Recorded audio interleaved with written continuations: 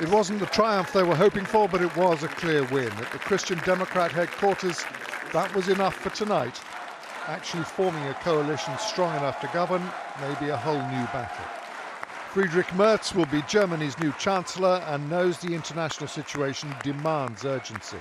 Die Welt da draußen wartet nicht auf uns. The world out there isn't waiting for us, he told supporters, and it isn't waiting for long, drawn-out coalition talks and negotiations.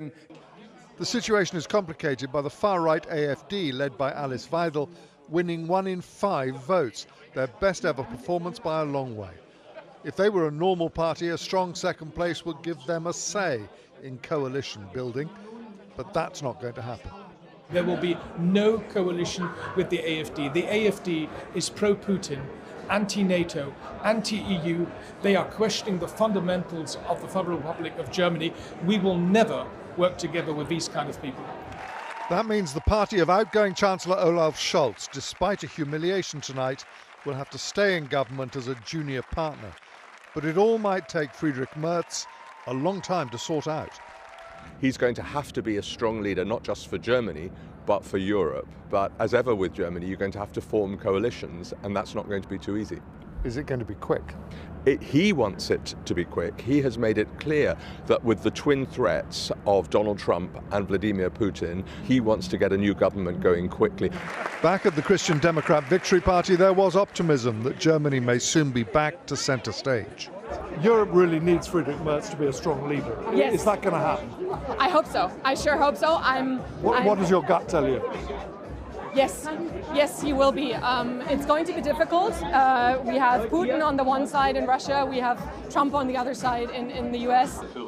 But lurking in the background will be the fear that if this German government doesn't get it right, the far-right AFD will be ready and waiting for their next chance.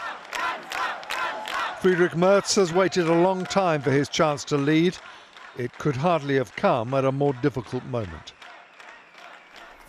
Now, James, what do you think that this means now for Europe's efforts to present a united front against President Trump?